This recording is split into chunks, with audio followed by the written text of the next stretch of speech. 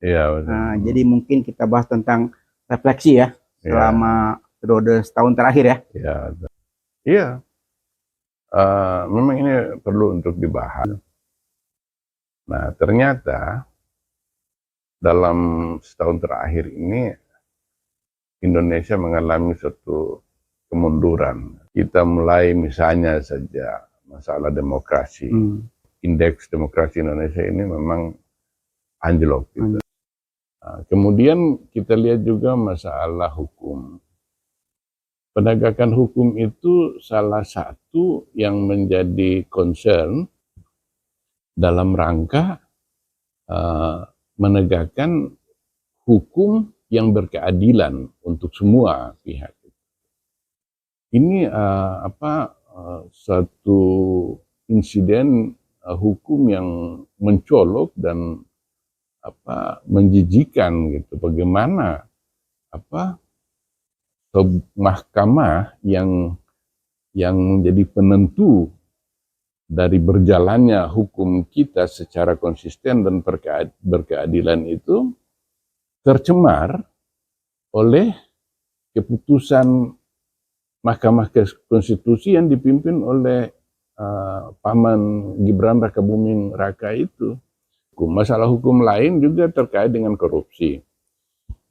Yaitu kita sudah sama-sama tahu kemarin itu Presiden Jokowi akhirnya menandatangani surat pemberhentian terhadap Firly Bahuri sebagai Ketua KPK. Nah, tapi ini juga menimbulkan kontroversi karena seharusnya pemberhentian itu disertai dengan kalimat tidak dengan hormat. Iya, yaitu perbuatan tercela. Itu. Nah, sayang gitu bahwa Firly Bahuri dipecat bukan berdasarkan kepada perbuatan tercelanya dia. Padahal kan semua ada 3 hal yang dilanggar oleh Firly.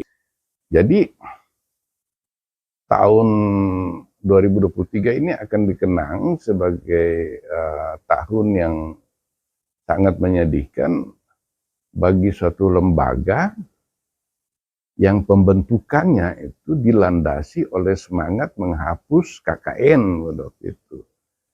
Nah, akhirnya setelah Jokowi merevisi Undang-Undang KPK itu yang merupakan amanah dari kemarahan rakyat pada tahun 98 itu menjatuhkan Soeharto itu, kemudian dilemahkan. Berikutnya kita melihat misalnya ekonomi. Ekonomi Indonesia ini sekarang ini tumbuh di tahun ini nggak sampai 5%. 4, sekian persen. Nah, sementara itu utang kita sekarang ini sudah menembus 8.000 triliun. Nah, ini akan jadi beban bagi bangsa ke depan nanti, karena saat utang kita meningkat tajam yang berkonsekuensi terhadap cicilan bunga yang cukup besar per tahun itu, di tengah meningkatnya kemiskinan di Indonesia, pengangguran juga meningkat, dan memenuhi keperluan pangan di dalam negeri. Nah, pemerintah sebelumnya, bahkan Jokowi sejak jauh-jauh hari tahun 2014 itu berjanji kepada rakyat Indonesia bahwa tidak akan lagi mengimpor beras. Lalu mengenai politik, situasi dan kondisi politik nasional ini tidak sesuai dengan ekspektasi rakyat, karena gitu. Kalau kembali lagi ke kondisi penegakan hukum ya, kita lihat ini sudah ada beberapa tumbal politik ya, tanda kutip ya. Kalau kita lihat dari tumbal politik rezim ini ya, yang kita lihat pertama kali tumbal itu diantaranya kan Mahkamah Agung Ya banyak yang terlibat situ, akhirnya beberapa kan masuk bui ya. Tambah lagi, tumbal lagi juga ada juga di KPK. Ya, pimpinan KPK-nya kan jadi semacam tumbal politik tanda kutip ya. Itu. Sekarang muncul lagi tumbal lagi politik lagi berikutnya tuh besan sendiri ya. Kita bisa katakan tumbal ya, tanda kutip ya. Gitu. Sehingga udah 3 nih Beb ya, tumbal politik nih. Selama rezim ini ya, kita kita lihat konteks tahun ini ya. Nah sekarang ada beberapa lagi Beb, yang ada dua mungkin 3 lagi yang bakal jadi tumbal ini. Yang kasat mata sekarang KPU, gitu. KPU ini juga sudah kelihatan seperti yang bilang tadi.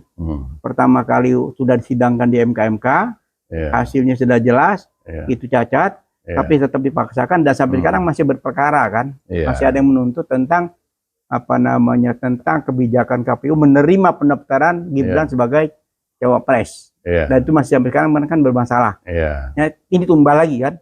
Apa kita masih mau tambah lagi tumbal-tumbal ini? Nah, KPU sekarang bocor lagi kemarin tentang surat suara. Ya, belum waktu dibagikan, sekarang bahkan sudah dicoblos di Taiwan. Iya, Taipei ya, Taiwannya. Jadi itu yang ketahuan. Nah, yang nggak ketahuan kita nggak tahu nih, gitu loh. Jadi kalau kita lihat setahun terakhir ini banyak banget tumbal-tumbal yang berjatuhan gitu. Nah, ini sekarang masih ada kejaksaan, masih ada kepolisian, masih ada lagi lembaga-lembaga lain. Bahkan lembaga BPK yang seharusnya menjadi penyelamat uang negara juga sudah jadi tumbal lagi di rezim ini. Nah itu gimana antum nih? Iya, itu seperti saya bilang tadi, hukum sudah dijadikan alat politik itu. Nah, yang mengherankan itu Jokowi yang mestinya dalam 9 tahun dia berkuasa itu dia mendapat pengetahuan yang cukup memadai terkait politik gitu. Dan dia sendiri mengaku bahwa dia tidak suka membaca buku, kecuali dia paling suka itu baca komik Doraemon dan Shinchan. Itu pengakuan Jokowi sendiri. Nah, tapi dalam 9 tahun dia memimpin mestinya bisa mengakumulasi pengetahuan politik yang dia punya, walaupun dia nggak membaca juga, tapi kan orang-orang di sekitar dia, kemudian media pemberitaan, itu mestinya terjadi pematangan pemahaman politik Jokowi. Kalau itu terjadi, dia tidak akan bertindak hal-hal yang mencederai norma dan etika bangsa ini.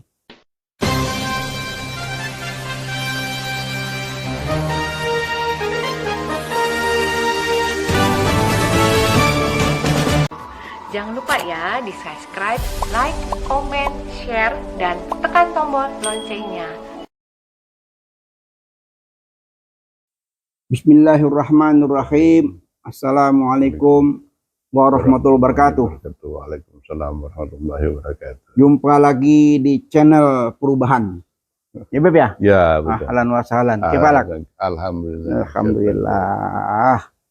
Jadi di channel ini kita membahas tentang perlunya perubahan ya Beb ya. Ya, karena kita melihat 2 kali rezim ini selama 10 tahun, hampir 10 tahun, banyak hal-hal yang perlu kita bahas Beb ya. Nah, jadi mungkin kita bahas tentang refleksi ya selama periode setahun terakhir ya. Lalu 10 tahun kepanjangan ya, mungkin setahun terakhir aja ya. Iya, betul. Jadi banyak sekali hal-hal yang perlu kita bahas, sehingga kami memerlukan waktu beberapa episode untuk membahas hal tentang setahun pemerintahan rezim ini. Gimana Antum? Iya, memang ini perlu untuk dibahas, untuk memberi kesempatan publik melihat lagi ke belakang dalam 1 tahun terakhir. Gitu. Nah, ternyata dalam setahun terakhir ini Indonesia mengalami suatu kemunduran. Terus kita mulai misalnya saja masalah demokrasi itu terjadi anjlok. Indeks demokrasi Indonesia ini memang anjlok gitu. Itu penyebabnya terutama karena adanya intimidasi yang tidak terlihat terhadap orang-orang yang dianggap sebagai oposisi, gitu. Sehingga posisi demokrasi Indonesia itu jatuh menjadi sekarang ini menjadi demokrasi cacat gitu. Sayang sekali gitu. Padahal seharusnya dari waktu ke waktu itu setelah reformasi tahun 98 itu sekarang ini kan berarti sudah 25 tahun. Seharusnya 25 tahun itu kan sudah merupakan satu generasi. Itu mestinya demokrasi kita mengalami pematangan makin mantap. Tapi faktanya kita sekarang ini mengalami regresi atau satu kemunduran dari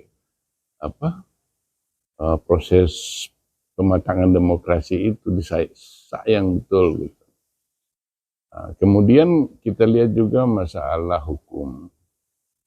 Penegakan hukum itu salah satu yang menjadi concern mahasiswa tahun 98 itu dalam rangka menegakkan hukum yang berkeadilan untuk semua pihak. Jadi bukan hukum belah bambu gitu. Kalau yang dianggap oposisi merugikan rezim diinjak.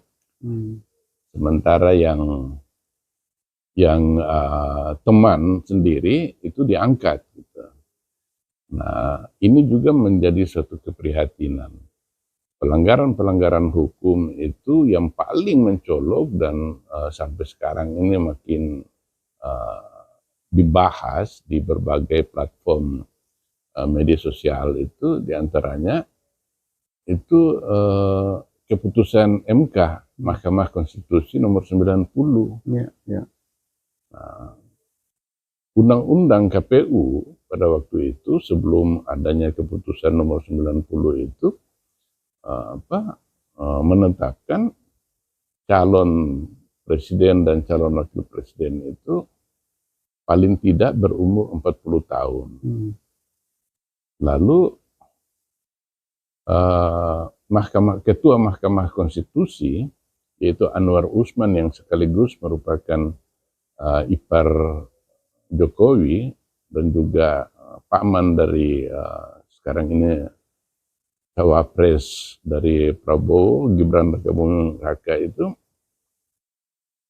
tidak seharusnya menjadi cawapres karena usianya dia belum cukup. Tapi kemudian Anwar Usman yang sebenarnya berada dalam konflik kepentingan, konflik of interest.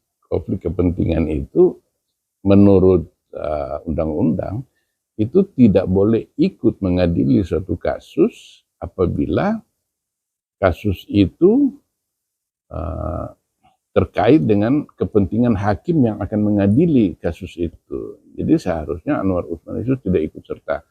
Malah kemudian dia yang mengarahkan para hakim itu untuk menambahkan klausul dalam undang-undang KPU itu di mana usia tetap ditetapkan 40 tahun minimal. Tetapi ditambahkan klausul bahwa atau orang yang sedang atau pernah menjadi pejabat daerah gitu, melalui hasil pemilu. Dengan keputusan itu Mahkamah Konstitusi memberi karpet merah kepada Gibran. Itu kan pada waktu itu kan menimbulkan heboh, orang tidak bisa menerima dan akhirnya dibentuklah Dewan Kehormatan MK, Majelis Kehormatan Mahkamah Konstitusi dipimpin oleh Profesor Dr. Jimli As-Siddiqi. ternyata dalam pengadilan itu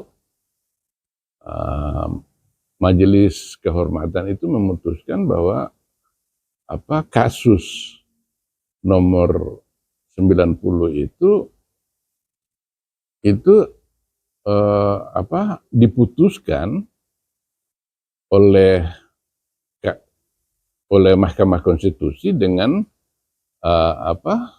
secara melanggar etika berat gitu. Sehingga Anwar Usman itu dipecat sebagai Mahkamah Konstitusi. Nah, ini sebagai ketua MK ya? Sebagai ketua MK gitu. Ini suatu insiden hukum yang mencolok dan menjijikan gitu. Bagaimana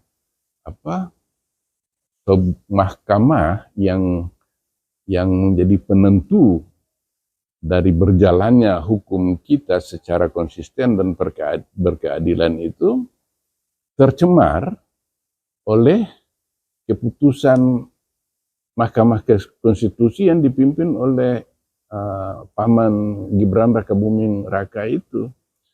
Nah, itu mengenai masalah hukum. Masalah hukum lain juga terkait dengan korupsi.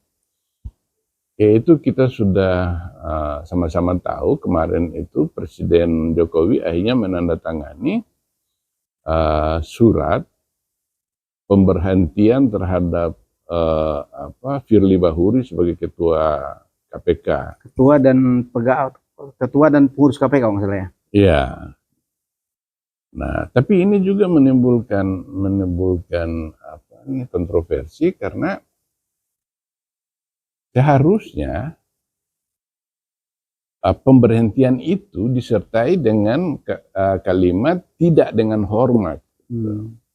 Karena Dewan Pengawas dari KPK itu setelah bersidang telah memutuskan bahwa Firly Bahuri melakukan pelanggaran etika berat gitu. Ya. Sehingga dia punya konsekuensi dipecat secara tidak hormat. Kalau nggak salah itu ada 3 pelanggaran berat kalau nggak salah. Iya, yaitu perbuatan tercela. Ya. Itu. Nah, sayang gitu bahwa Firly Bahuri dipecat bukan berdasarkan kepada perbuatan tercelanya dia. Ya. Padahal kan semua ada 3 hal yang dilanggar oleh Firly itu, misalnya dia berhubungan dengan orang yang berperkara, orang yang mempunyai masalah terkait korupsi, yaitu Menteri Pertanian Syahrul Yassin Limpo yang sekarang juga sudah ditahan. Dia peras sama Menteri Pertanian ini. Kemudian juga dia melakukan gratifikasi, yaitu dia menerima pemberian berupa rumah kontrakan yang mewah di Menteng itu dari seorang pengusaha gitu. Nah, ini juga hal yang dilarang betul oleh undang-undang KPK gitu. Kemudian yang satu lagi, Firly memeras dia memeras orang yang berperkara itu, yaitu Menteri Pertanian itu. Jadi tahun 2023 ini akan dikenang sebagai tahun yang sangat menyedihkan bagi suatu lembaga yang pembentukannya itu dilandasi oleh semangat menghapus KKN waktu itu, kolusi, korupsi, dan nepotisme. Nah, akhirnya setelah Jokowi merevisi undang-undang KPK itu, yang merupakan amanah dari kemarahan rakyat pada tahun itu menjatuhkan Soeharto itu, kemudian dilemahkan. Nah, berikutnya kita melihat misalnya ekonomi. Ekonomi Indonesia ini sekarang ini tumbuh di tahun ini nggak sampai 5%, 4, sekian persen. Nah, sementara itu utang kita sekarang ini sudah menembus 8.000 triliun. 8.000 triliun. 8.000 triliun itu cukup berat. Itu kalau nggak salah sudah mendekati melampaui pendapatan PDB ya, di atas PDB deh, sudah masuk pelanggaran konstitusi ya. Iya, bukan dalam hal utang kan diatur oleh undang-undang, yaitu bahwa porsi utang itu harus sekian dibandingkan dengan PDB. Gitu. Maksimal kalau nggak salah 30% ya. Iya. Tapi ini karena dengan alasan COVID pada waktu itu kan akhirnya dibenarkan untuk berutang melebihi plafon gitu, dari undang-undang dalam keadaan normal gitu. Dia sudah melebihi itu. Nah, ini akan jadi beban bagi bangsa ke depan nanti, karena saat utang kita meningkat tajam yang berkonsekuensi terhadap cicilan bunga yang cukup besar, hampir 1 triliun per tahun itu, di tengah meningkatnya kemiskinan di Indonesia, pengangguran juga meningkat, dan pentingnya pemerintah ini memenuhi keperluan pangan di dalam negeri. Nah, pemerintah sebelumnya, bahkan Jokowi sejak jauh-jauh hari tahun 2014 itu berjanji kepada rakyat Indonesia bahwa tidak akan lagi mengimpor beras. Karena Indonesia ini sebenarnya dari sisi kesuburan tanah merupakan tanah yang paling subur di dunia terkait dengan tanaman padi itu. Nah, faktanya setelah hampir 10 tahun ini, itu produksi beras kita malah tidak meningkat, kita masih tetap impor. Ini kan sudah direncanakan mau impor beras sekitar 3 juta ton gitu, yang apabila dikombinasikan dengan impor sebelumnya, itu akan total impor Indonesia terkait beras itu sekitar 5 juta ton beras. Nah, padahal itu pemerintah secara bodoh dalam rangka membangun food estate, yaitu lumbung pangan di Kalimantan, itu telah menebang ratusan hektar hutan gitu, yang menimbulkan kerusakan lingkungan di sekitar penduduk di sekitar lahan itu. Dan lahan itu sampai sekarang ini dibiarkan mangkrak, tidak ada tanaman di sana. Nah, dalam hal ini Prabowo Subianto itu ditugaskan oleh Jokowi untuk membangun itu food estate itu dalam rangka membebaskan Indonesia dari impor beras. Tapi ini gagal total, dan gagalnya itu bukan hanya kita belum mampu juga mencukupi keperluan dalam negeri sendiri, tapi juga ikut menghancurkan hutan yang saat ini itu sangat-sangat strategis untuk dijaga, karena perubahan iklim ini telah menimbulkan dampak hidrometeorologi, jadi longsor, banjir, segala macam itu terjadi. Nah, kerusakan itu juga mau nggak mau harus dibenahi dengan uang yang tidak sedikit untuk mengembalikan situasi. Nah, hal inilah yang membuat Anies Baswedan menawarkan satu bentuk atau alternatif dari bagaimana Indonesia bersuasembada beras itu dengan cara yang out of the box gitu. Karena dia bilang tidak perlu kita untuk memenuhi kebutuhan pangan dalam negeri itu dengan menghancurkan hutan dan membuat suatu lumbung padi baru gitu, lumbung pangan baru.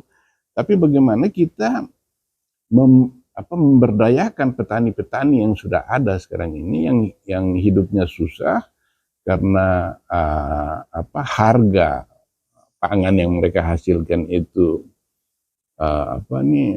tidak sesuai dengan harganya, tidak sesuai dengan ekspektasi mereka, sehingga Anies mau bikin dalam bentuk kontrak dengan para petani itu.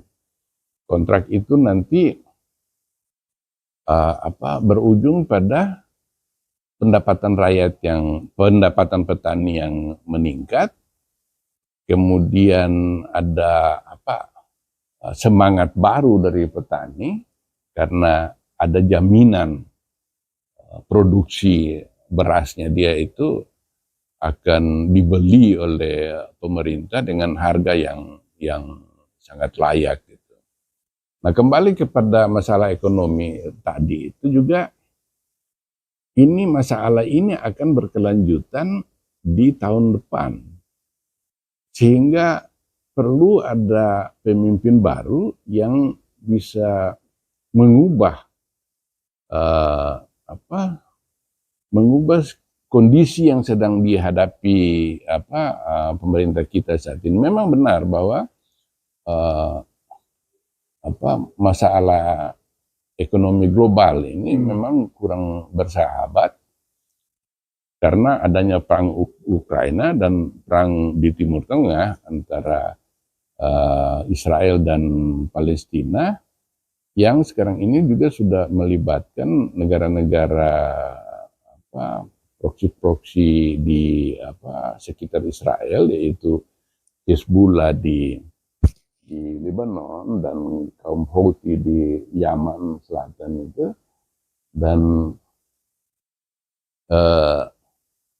perang ini telah menyebabkan dan berpotensi makin meningkat yaitu harga BBM di saat daya beli masyarakat Indonesia ini anjlok gitu.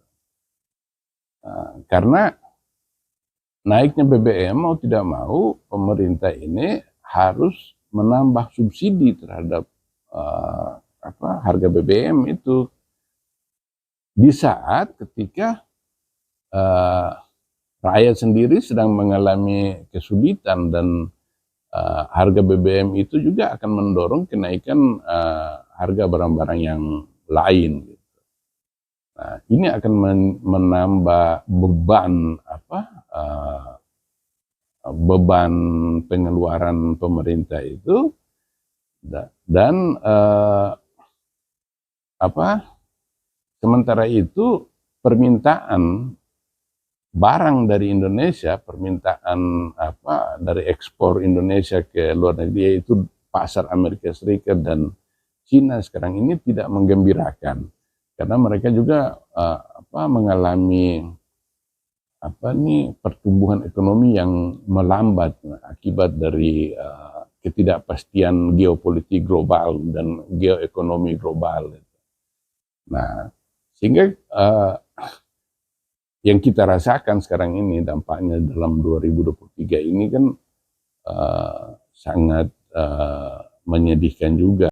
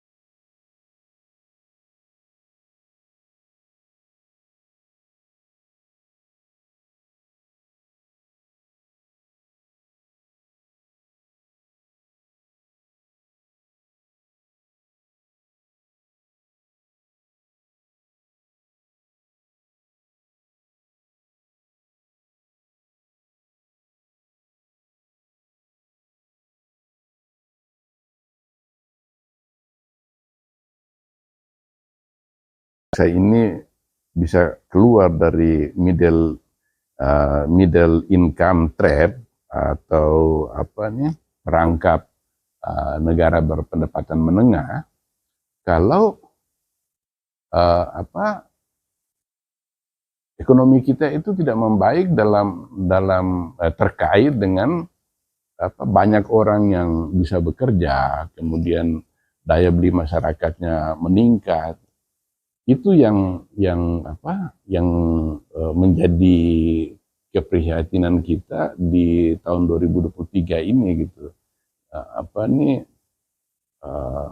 Target-target itu menimbulkan pesimisme kalau kita melihat dari keadaan ekonomi sosial saat ini gitu. Lalu mengenai politik ini juga merupakan satu keprihatinan luas karena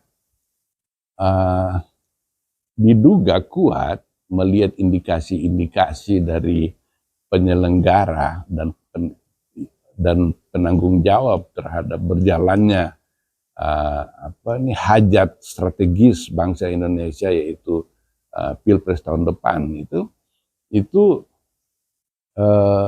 memperlihatkan bahwa situasi dan kondisi politik nasional ini tidak sesuai dengan ekspektasi rakyat, karena ada tebang pilih dalam hal ini, dalam hal para aktor politik maupun partai-partai politik gitu.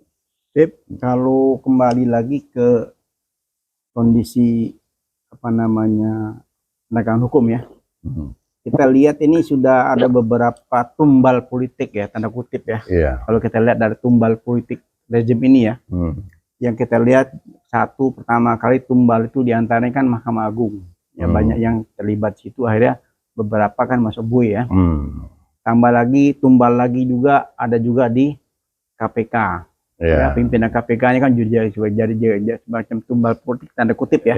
Itu sekarang muncul lagi tumbal lagi politik lagi berikutnya tuh besan sendiri ya.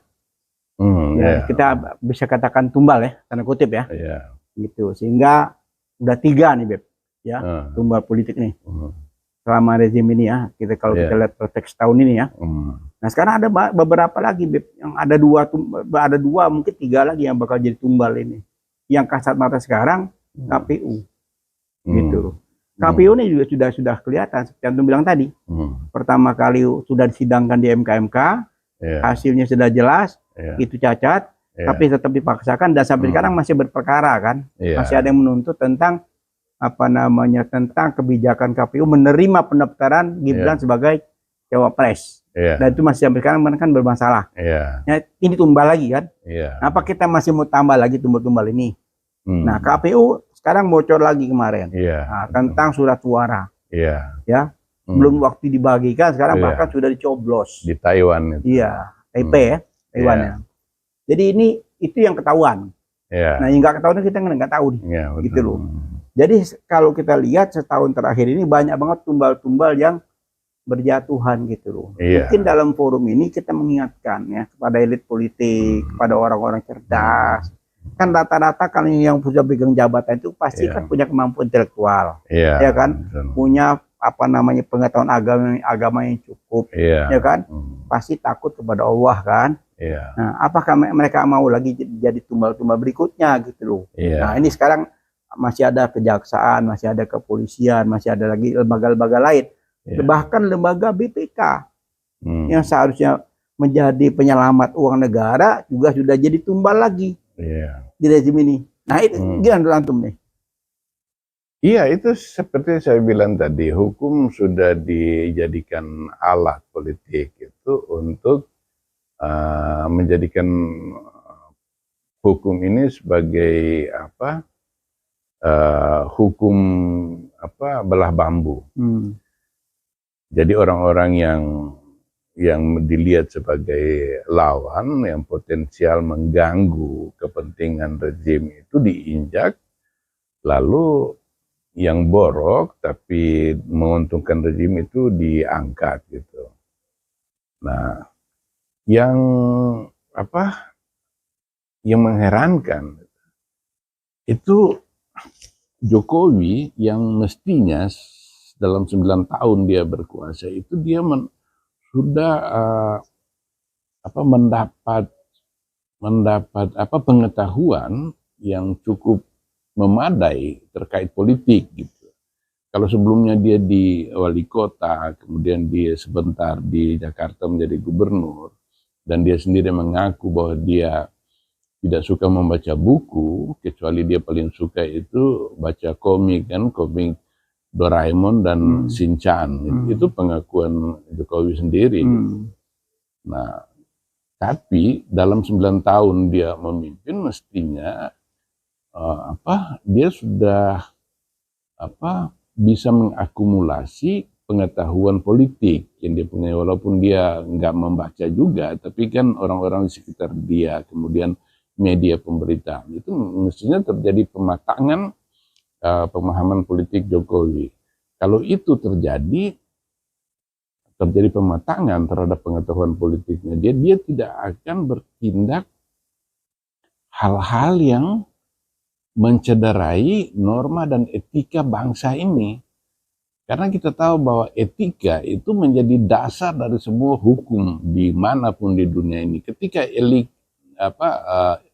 etika dilanggar, norma-norma hukum dilanggar, maka hukum itu tinggal tulang, nggak ada rohnya dia. Nah, dan resikonya sangat besar.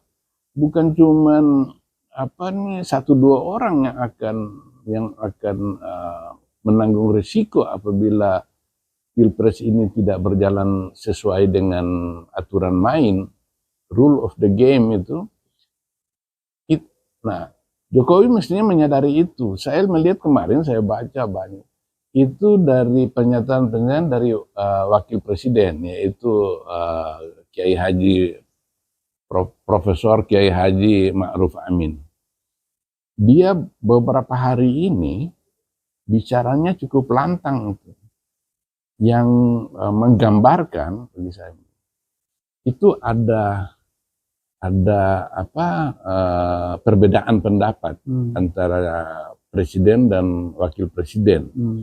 Ma'ruf Amin dalam beberapa waktu terakhir ini terus memperingatkan negara ini agar bersikap netral. Pilpres harus berjalan jujur, adil, terbuka, dan bersih. Tidak boleh ada tebang pilih dalam hal ini, karena cost-nya, biaya politik bangsa itu tidak terkirakan apabila hajat nasional ini tidak berjalan sesuai dengan harapan. Nah, kita jangan meremehkan gitu, bahwa ada kegelisahan di tengah komponen-komponen bangsa seperti mahasiswa yang sedang berkonsolidasi untuk melahirkan satu pilpres yang adil, atau bagaimana menghadirkan pilpres tanpa Jokowi. Nah, ini yang sebenarnya dalam waktu yang sangat singkat ini, itu Jokowi sebenarnya dengan pengetahuan politik yang meningkat, dia harus berkomitmen kepada terjadinya pilpres yang fair gitu. Kalau enggak, dia jangan ini bangsa pejuang, dan dalam usia dia 78 tahun ini, dia sudah mengalami goncangan-goncangan besar. Hal itu diproduksi oleh rezim yang tidak menghadirkan rasa keadilan di tengah masyarakat. Lalu terjadi korupsi di mana-mana. Nah, orang-orang besar seperti Soekarno, Soeharto, kemudian Gus Dur, itu bisa dijatuhkan dengan semangat keadilan dari rakyat itu. Dan hal ini saya pribadi sangat meyakini bahwa turbulensi politik bangsa ini akan terjadi lagi kalau pemilu pilpres ini tidak berjalan jujur.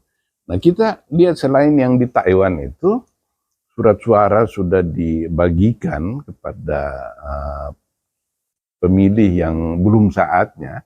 Juga kita kan dihebohkan oleh bocornya data pilpres, data pemilih, daftar tetap pemilih itu DPT, yang ya? 204 juta itu. Itu bukan data palsu itu. Itu sama persis dengan data yang ada di KPU itu. Nah, hal ini mau tidak mau itu menimbulkan dugaan kuat bahwa ini ada tangan-tangan tidak terlihat ini yang bermain. Ya, kembali lagi ke wakil presiden ya. Iya. Menurut antum tadi itu kan bagus ya. Iya. Tapi kok terlambat ya? Terlambat karena sudah. Dia kan sebagai tandennya presiden, ya dia tadinya kan harus mengikuti aturan yang dijalankan oleh presiden. Tapi pada akhirnya dia tiba pada poin di mana dia melihat ada bahaya di depan ini. Kalau proses pilpres ini tidak diubah secara radikal yang meyakinkan seluruh komponen bangsa ini bahwa pilpres ini berjalan jujur dan adil, pemerintah netral. Nah, dengan tampilnya Ma'ruf Amin yang tadinya low profile, tapi dia kemudian agak high profile hari-hari ini, menunjukkan bahwa dia tidak percaya bahwa pilpres ini akan berlangsung jujur. Dan ini juga menggambarkan bahwa dia tidak sejalan lagi dengan, menurut tafsiran saya, interpretasi saya terhadap sikap Ma'ruf Amin yang seperti ini, yang tidak biasa gitu. Nah, karena dia tidak mau menjadi bagian dari konspirasi yang diduga sedang berlangsung sekarang ini.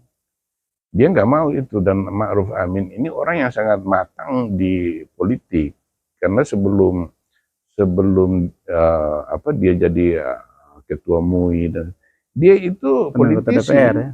politisi, penanggota DPR, iya, ya? Dan anggota dari P3 ini. Jadi ini profesor yang luas wawasannya, sehingga dia mengerti. Menurut antum kira-kira punya pengaruh nggak seorang wakil yang sudah bersuara lantang, yang tadi menurut antum hal yang cukup mengejutkan ya? Nah, kira-kira ada semacam perubahan ya? Karena ini kan wakilnya yang bicara, ini kan bukan kalau tadi dari luar, sekarang kan dari dalam nih.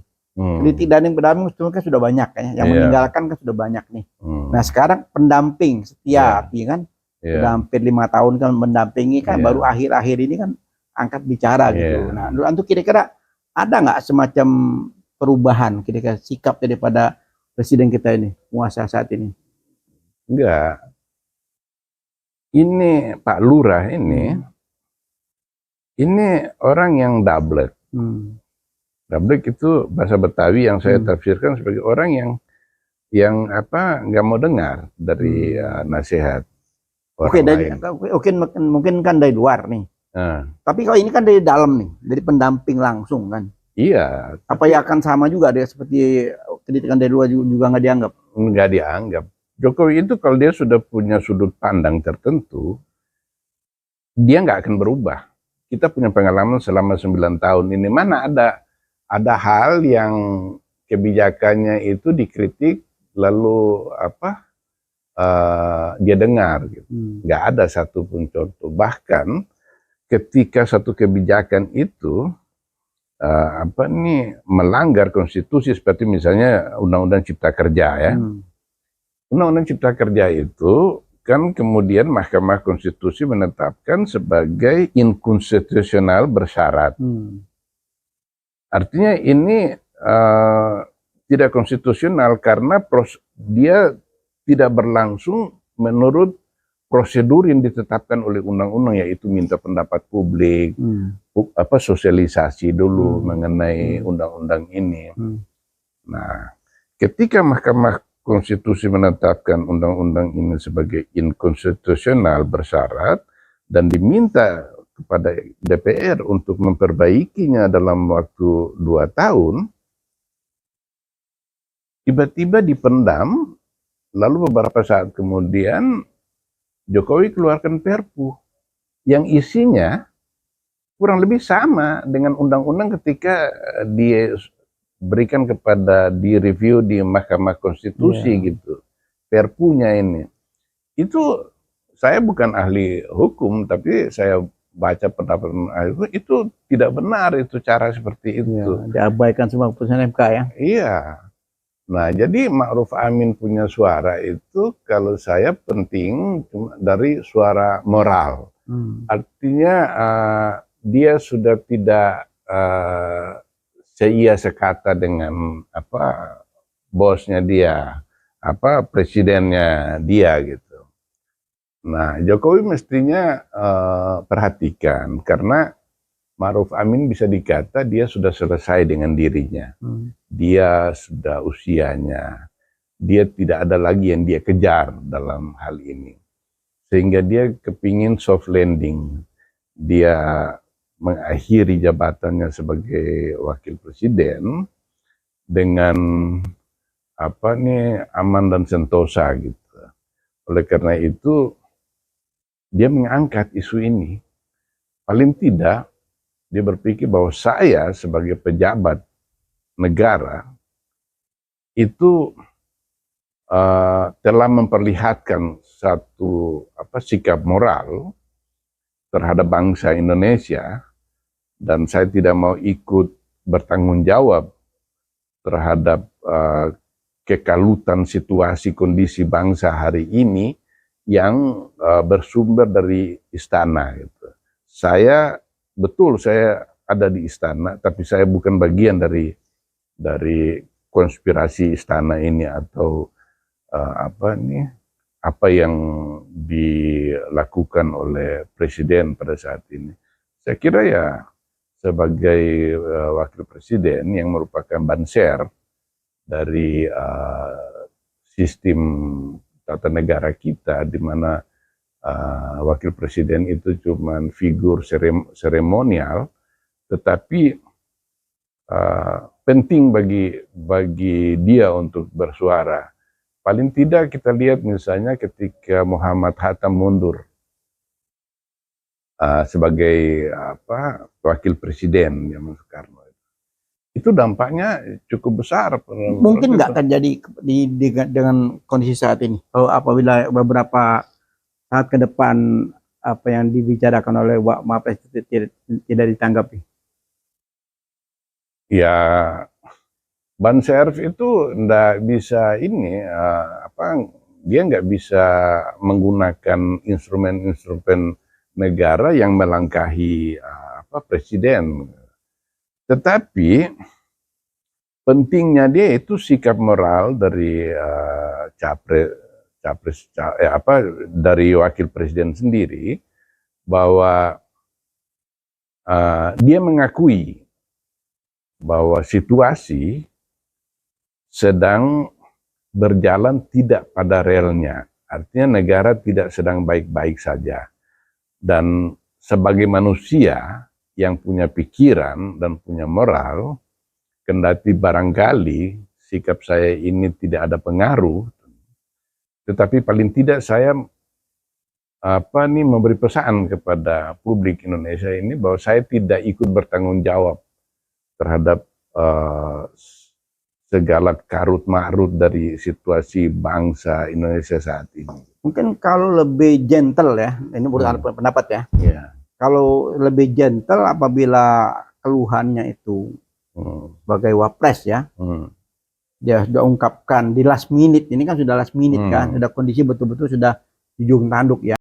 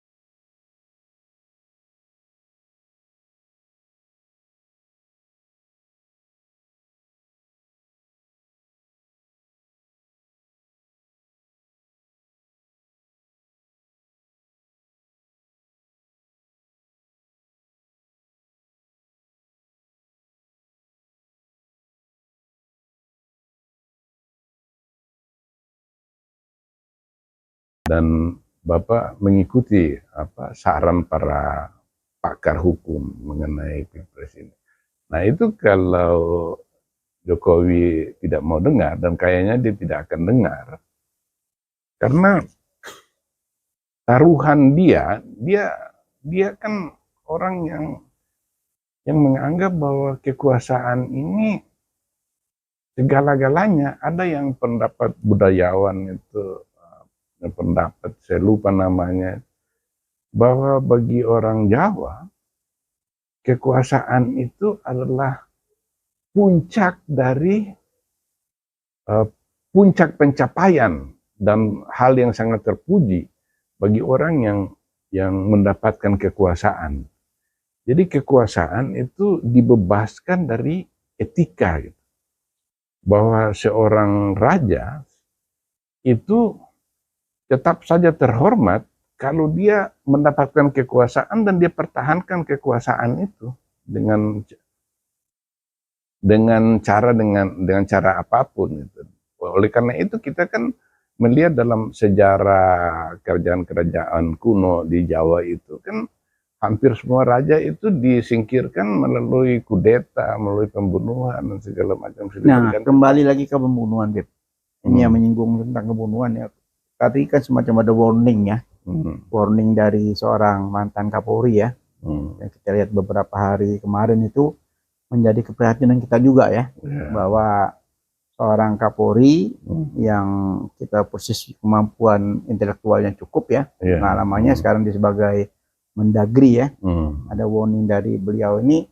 Ini apakah semacam teguran juga dari dalam kabinet ini tentang kondisi terkini? Saya melihat seperti itu, seperti yang saya sudah bilang di episode sebelumnya. Maaf, bisa jadi ya, sebagai Menteri Dalam Negeri, Tito tahu bahwa ada tangan-tangan gelap dari istana yang sedang merekayasa semua ini. Dan Tito tidak setuju, bukan semata-mata karena dia punya kepentingan dengan capres lawannya Prabowo dan Gibran, tapi sebagai seorang polisi dan seorang doktor, juga sebagai seorang nasionalis, dia melihat bahwa tangan-tangan gelap ini membahayakan negara. Bisa jadi bahwa dia mendengar kekuatan-kekuatan gelap ini bisa bertindak melampaui hal yang dibenarkan, yaitu melakukan pembunuhan terhadap, ini bisa jadi ya, pembunuhan terhadap capres yang potensi menangnya di dalam Pilpres mendatang itu cukup besar, sehingga orang yang tidak rela kekuasaan ini berpindah kepada lawannya, itu akan melakukan sesuatu yang tidak bertanggung jawab dan sangat membahayakan bangsa ini. Oleh karena itu mungkin Tito mengeluarkan pernyataan ini. Mungkin ini sebagai peringatan keras terhadap kekuatan gelap itu, yang bisa jadi kan kalau kita ini, Tito bermaksud untuk menghentikan ini, sehingga dia memberi peringatan seperti itu. Dia tahu tapi dia tidak mau ikut serta dalam persekongkolan ini, mungkin ya. Iya, mungkin gitu. Nah, oleh karena itu dia mengatakan secara terbuka untuk membangunkan orang dari tidur bahwa ada potensi bahaya bagi bangsa ini apabila terjadi pembunuhan terhadap capres yang berkontestasi saat ini, dan capres itu merupakan antitesa dari rezim yang berkuasa saat ini. Ini kalau sudah menyangkut mempertahankan kekuasaan, orang mabuk, gitu. Mabuk kekuasaan. Kekuasaan itu enak betul. Jadi menghalau segala cara. Iya, dia akan melakukan segala cara itu untuk mempertahankan. Jokowi kan dulu kan dia banyak janjinya itu ketika 2014, dan di periode pertama bisa dikata pelanggaran-pelanggaran dia agak minimal. Nah, tapi begitu dia merasakan 5 tahun pertama itu bukan main enaknya ini berkuasa ini. Lalu dia mulai melakukan usaha-usaha untuk mempertahankan itu. Kebetulan orang-orang di sekeliling dia itu juga orang-orang yang sejenis. Iya, orang-orang yang Satu kolom ya. satu kolom, dan bisa jadi dia belajar dari orang-orang yang di sekeliling itu. Masya Allah. Jadi kembali ke peringatan warning daripada seorang mantan Kapolri tadi, Iya, kan kita melihat ya ada lagi kejadian buntutnya ya. iya. Beberapa hari kemudian terjadilah pemukulan terhadap saudara Anies Rashid Baswedan ya. Terjadi itu heboh ya di medsos sekarang ini ya. Iya. Karena terjadi semacam orang pakai seragam sebagai seakan-akan pendukung Amin, Iya. tapi dia malah memukul ya. Iya. Dan memukul itu kena, saya sangat kelihatan sekali itu kena pipinya ya. Nah ini juga menjadi gonjang-ganjing lagi, rame lagi di suasana perpolitikan nasional ini gitu. Gimana menurut antum nih? Iya, saya rasa begini. Polisi itu harus jangan menganggap remeh, menginvestigasi kasus itu, karena saya rasa polisi tidak sulit untuk menemukan pelakunya itu. Dan bukan tidak mungkin gitu. Misalnya orang ini di tangannya itu ada racun. Di tangannya dia. Jadi dia memang berniat mencelakakan Anies. Sebab kalau dengan kita lihat di video itu dia memukul seperti itu kan nggak ada dampaknya. Tapi orang ini kepingin ada efek yang besar terhadap Anies gitu. Kalau enggak, ngapain gua mau melakukan hal seperti Pasti itu? ada yang di belakang layar ya. Iya. Tidak mungkin ujuk-ujuk sendiri ya. Iya, setidak-tidaknya kalau memang dia memang nggak ada racunnya di tangan, lalu itu harus diperiksa gitu. Apakah dia bertindak secara individual atau dia merupakan komplotan, orang dari komplotan besar ini. Nah itu harus diinvestigasi.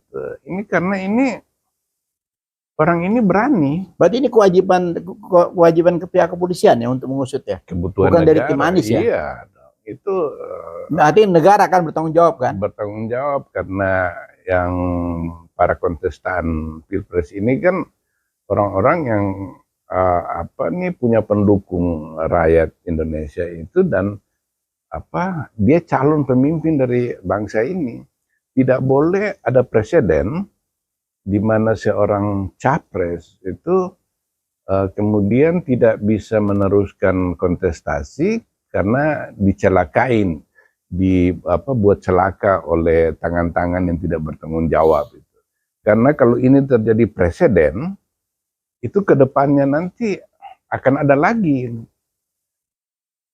Kalau peristiwa orang menggampar Anies itu tidak diusut secara tuntas. Kalau kita perhatikan ya, dengan kejadian katakan warning dari seorang Tito ya, karena mantan Kapolri itu kan dia kasih warning seperti itu, dari anggota dewan atau dari elit-elit politik kayaknya cuek-cuek saja, nggak ada yang respon, yang nggak panggil lalu aja. Coba antum lihat, ada nggak rame di medsos kan? Iya, karena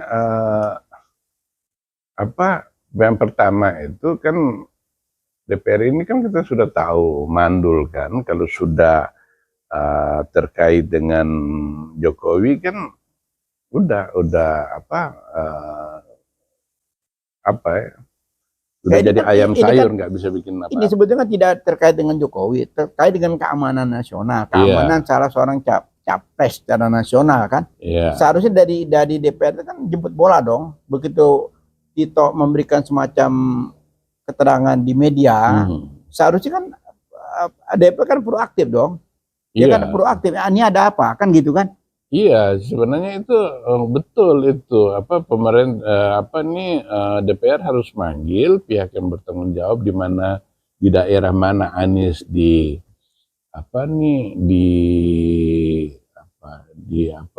dicoba untuk dicederai, harus dipanggil itu keamanannya pada waktu itu seperti apa, siapa yang bertanggung jawab dan siapa orang ini, karena itu gambarnya orang itu kan cukup mencolok gitu, walaupun dia tidak menghadap kamera atau membelakangi kamera, tapi polisi itu kan dididik bertahun-tahun itu, bahkan sampai ada sekolahnya itu untuk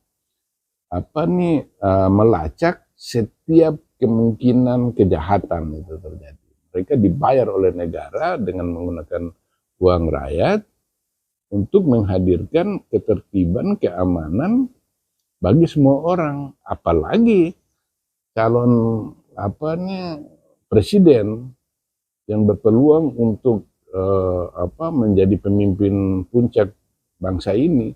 Mungkin jadi harus Beb, dilacak ini. Kita dalam kesempatan ini ya, dalam kesempatan bisik-bisik ya politik kenegaraan ini ya, selalu kita memberikan semacam proses pencerahan ya.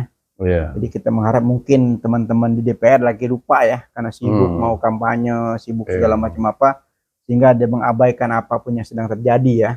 Jadi mungkin dalam kesempatan baik ini kita menghimbau kepada teman-teman di DPR ya, sahabat-sahabat kita juga, apapun yang dikatakan oleh seorang Tito itu seharusnya diklarifikasi, ya kan? Nah, mitranya Departemen Dalam Negeri itu kan ada mitranya di Kentak Komisi berapa kan? Nah, ini kan pernyataan serius kan, nggak main-main kan? Gitu. Seharusnya sudah harus ditindaklanjuti dengan ada semacam rapat itu loh, rapat apa sebetulnya ada apa kan gitu kan? Nah ini kalau memang ini potensi ada semacam yang seperti yang tu bilang tadi, yaitu sudah melibatkan juga Komisi 3 kan, Kapolri juga mesti dilibatkan di sini kan. Nah, mumpung belum terjadi kan gitu kan, kalau sudah terjadi kan sudah nggak ada gunanya kan. Gitu loh. Nah sekarang masih peringatan warning ini yang bagus sekali menurut Anda, betul bagus, karena memang kita kan berharap kan visinya kan selalu damai ya. Pemilu ini damai, tidak terjadi hal yang aneh-aneh ya terhadap calon siapapun ya. Jadi kita tidak hanya ini kita akan pendukung Anies sehingga kita apapun yang dilakukan Anies kita lakukan protes. Enggak, kita buat ini kan buat proses pembelajaran ya, bahwa bangsa ini tidak boleh menghalang segala cara untuk suksesi kepemimpinan kan gitu, Bib. Iya, dan tidak boleh bersikap meremehkan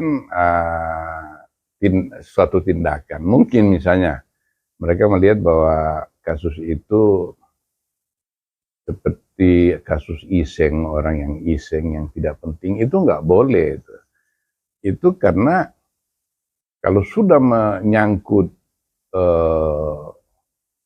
presiden ataupun calon presiden, itu sudah harus sekecil apapun insiden itu harus diusut. Karena presiden itu atau calon presiden, mereka ini adalah figur yang yang sedang berkuasa atau mempunyai potensi untuk berkuasa di pemerintahan ini, sehingga harus dipandang apapun yang terjadi, sekecil apapun itu harus diusut. Karena kita juga melihat bahwa ini orang ini pasti dia memahami bahwa Anies ini orang penting yang dia tidak sukai gitu. Sehingga dia mengambil tindakan seperti itu. Yang kita khawatirkan ini kan beberapa hari setelah statementnya Mendagri ini kan menimbulkan efek ya. Nah ini jelas efeknya kelihatan kan di publik nih. Publik rame kan, jadi timbul semacam gonjang-ganjing politik lagi kan menjelang pilpres ini kan. Nah jadi memang kita berharap dalam waktu sesegera mungkin ya, sesegera mungkin hal ini ditindaklanjuti secara hukum kan gitu kan. Iya. Nah, Kapolri segera bertindak, Betul. DPR juga segera bertindak, ajak rapat dengan pendapat dengan Tito apa yang Betul. terjadi sehingga jangan kita coba-coba gitu loh. Nah, begitu sudah Iya. ada semacam indikasi kuat ya, ada Iya. semacam ada rencana busuk, rencana jahat untuk mengadu domba. Ini kan Iya. potensi kan mengadu domba anak bangsa. Iya. Ya kan? Saat kita mau kontestasi pilpres ini, Iya. ada semacam sekelompok orang pasti kan punya kepentingan untuk mengadu domba kan, Iya. memecah belah kan. Hmm. Nah, kalau sampai terjadi celaka salah satu kandidat, ini Iya. pasti kan potensi pecah belah bangsa kan sangat mungkin kan. Iya, jadi ini masalah serius. Iya, Betul. cukup serius kan, nggak Cukup main-main kan, serius. gitu loh. Jangan sampai kita bersikap, kita bermental begini. Kalau musuh kita atau lawan kita abaikan. Kalau dia teman kita, ya kita akan bertindak gitu. Nah, jangan menganaktirikan capres, cawapres yang sedang berkontestasi saat ini. Semua harus diperlakukan memperlakukan dengan adil. Karena ini kalau dibiarkan, ini kan kampanye masih berlangsung lebih dari 1 bulan. Nah, Anies itu juga yang lain, Ganjar dan lain-lain itu masih akan berkunjung ke berbagai tempat. Nah, bisa jadi ini kan satu test the water. Nah, bagaimana reaksi publiknya seperti ini? Kalau adam-adam ayam seperti sekarang ini, orang diamkan aja itu kan. Enggak juga, Nah. Beb, kalau ini cukup kok. Jadi kalau kita lihat reaksi daripada publik ya, kita lihat luar biasa. Iya. Luar biasa. Jadi kejadian ini menjadi sorotan yang sangat tajam ya, karena memang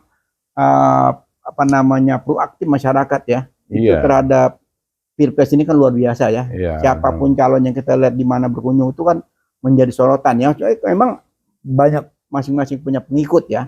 Ganjar punya pengikut, Prabowo punya pengikut, Anies punya pengikut kan. Itu kan semuanya kalau kita lihat semuanya bersuara gitu loh. Mereka protes ya. Kenapa bisa terjadi hal seperti ini gitu loh.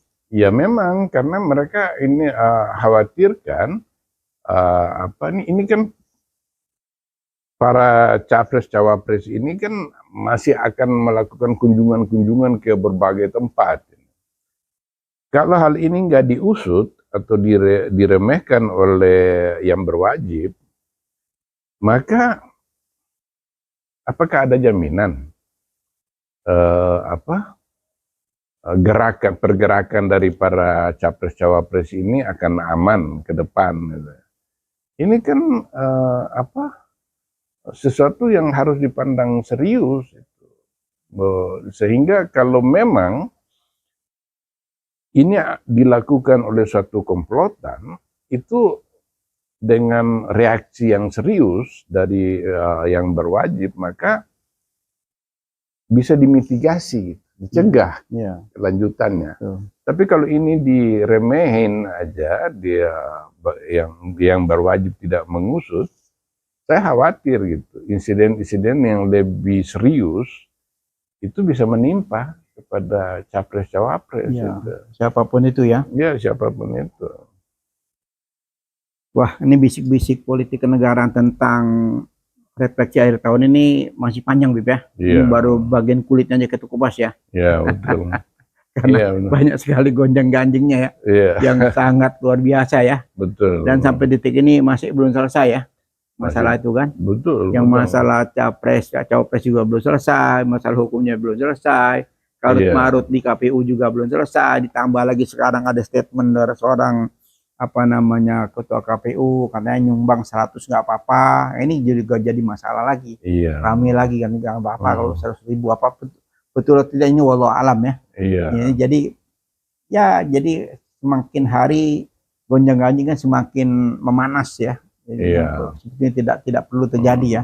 Terus itu juga kita ini yang dilaporkan Tempo itu mengalirnya uang dari tambang ilegal itu harus usut tuntas itu aktornya itu yang apa? Itu triliunan rupiah masuk ke pasangan capres cawapres tertentu itu yang saya kira sudah orang semua tahu. Konon itu mengalir ke kubu Prabowo Gibran itu. Nah, jadi setiap kali terjadinya suatu kejanggalan atau dipertanyakan oleh publik, itu para penyelenggara negara dan penyelenggara pemilu itu harus langsung bergerak. Jangan nanti didesak orang baru bertindak, dan itu bertindak pun meragukan konsistensinya itu, apa dia betul-betul menegakkan.